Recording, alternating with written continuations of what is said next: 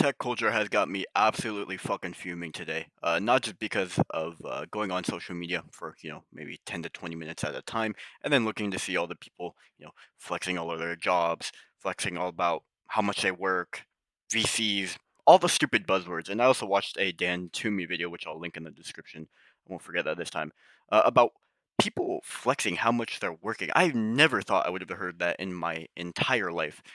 I work 996. I do all this stuff for this startup. I dropped out of college. Like, do you really think these are flexes? This is like you're leading yourself down, a potentially good path, but you're kind of tanking and sinking your mental health for this kind of scapegoat of AI. So let's talk about all this stuff that I'm saying because you might not understand it right now, but I hope it'll make sense in a little bit. So tech culture is like really fucking toxic right now. I think it's the worst it has ever been since I got into this space and I started coding myself. So let's talk about hustle culture. Tech culture is basically hustle culture right now because the barrier to entry because of AI is very very much present. Right, any person can literally prompt or ask an LLM or ask an agent, whatever it is it may be. Um, Build this for me, and it can do like an okay job at it right now, but if you have a little bit more experience you can start to build fully functional apps, as long as you have the prerequisites and ideas and design and everything's there. But in any case, the culture is right now is that I need to grind right now out of college, or I drop out of college, go to SF or go somewhere where people are building and get into a startup. And everybody is kind of just grinding in the tech industry right now. It doesn't matter where you are. It can be a marketing, healthcare, whatever, as long as it says startup. Oh my god, I'm so cool, let me be a part of this, and kind of hustling out, grinding like 996. That means what 9 a.m. to 9 p.m. 6 days a week, so you only get one day off. And this is becoming a lot more common, and I think this was introduced because Elon Musk at one point he was kind of like, oh man, we need to grind, and then he slashed all the jobs when he acquired Twitter, which is now X. And that's basically what happened there, and they're still losing a lot of money, so maybe that's not the best idea. But in any case, everyone's trying to retire early. Financial freedom, money is the number one thing on Gen Z's mind because, well, let's be honest, finances is not their best capabilities right now with the job market. So people are obviously looking for other ways to do stuff.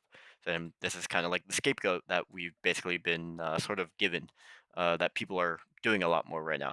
And because of AI in particular has fed into the tech culture that any person can get into it, you not only just have the super insanely cracked tech people and also the people who are not, as capable of using this sort of technology, learning it. So now you have every single person wanting to get into the startup and tech because that barrier has been broken.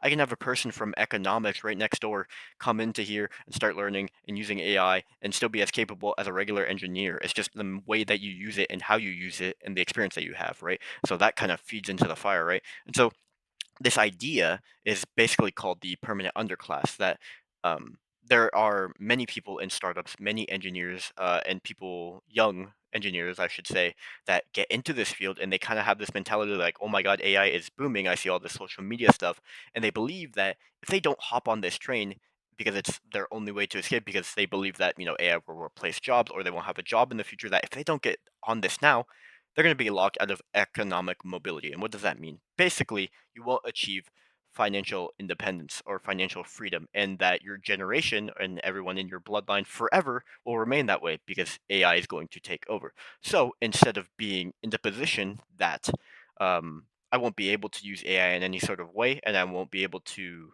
get a job because of AI, and I won't be able to pay bills, and I will have to resort to other ways, I have to do it now. I have to use it. I have to build the AI so that I can extinguish other people.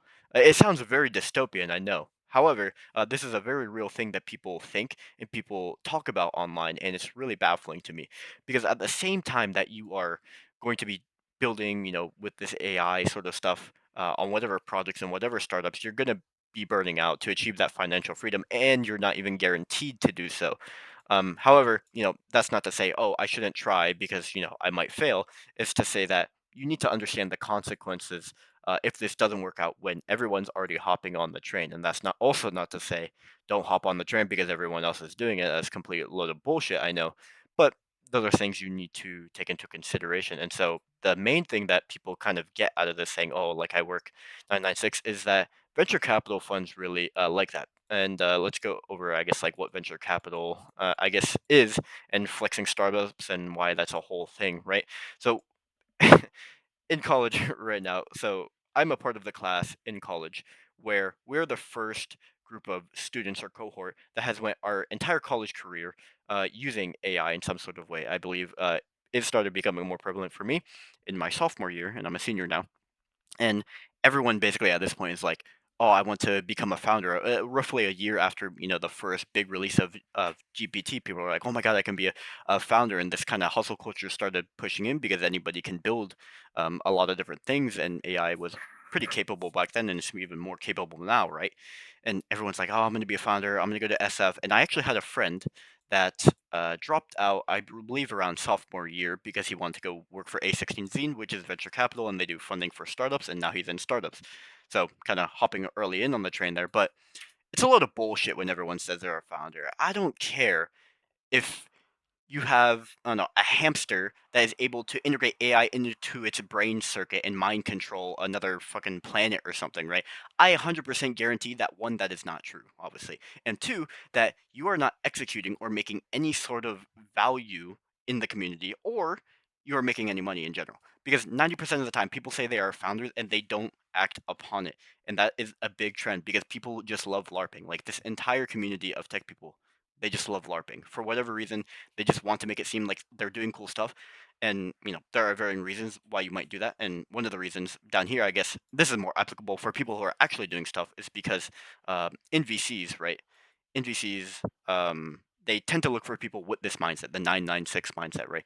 We're looking for people who are hardworking and always consistently improving and shipping products and making it fast and making money, right? That's what they want. They want short, short term to produce something that is extremely valuable that they can get their returns on quicker. That's what VCs basically look for. And so they're scouting social media, so like LinkedIn. And this culture, I was doing some digging. Uh, a lot of the hardware and firmware companies back in the day, they basically made this sort of culture, right? And so the VCs are actually founded by these people. So the engineers at Early Fang, they kind of work like long hours and stuff. So if you can imagine, like all of those big, large, sort of computers putting in tapes and CDs and putting stuff out and stuff like that, right?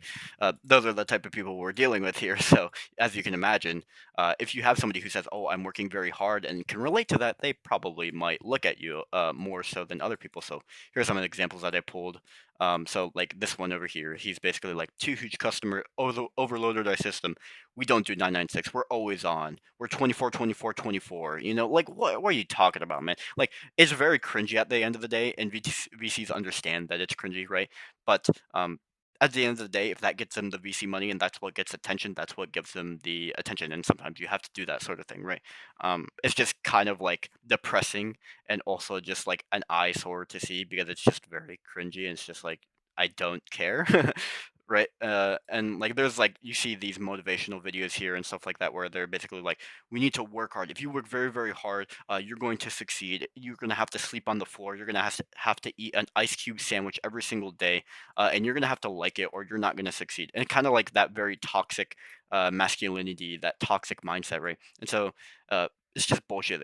Everyone's a founder. You're not. I'm sorry. At the end of the day, nobody is a genuine founder until I see, the execution, you making money, you have an office and employees. Like, okay, let's get real here. And so this kind of have to meet like the status quo of like, "Oh, I work very hard. Please recognize me, do something for me," sort of thing. It's more of like a scapegoat, like I said. So yeah, that's kind of the idea behind this sort of whole sort of like tech scene basically that we're looking at. And I want to give I guess a little bit more about like this permanent underclass, right? So the people, I think that's pure delusion. I also have to say that this is an opinion. Um, you know, AI taking over everyone's jobs and all that stuff. The whole thing about like universal income, it's kind of like a doomsday mentality. Until it happens, I refuse to believe that that will be the case. Obviously, AI will continue to progress, but this toxicity is just associated with the grind. It kind of ignores like the whole tradition thing, right?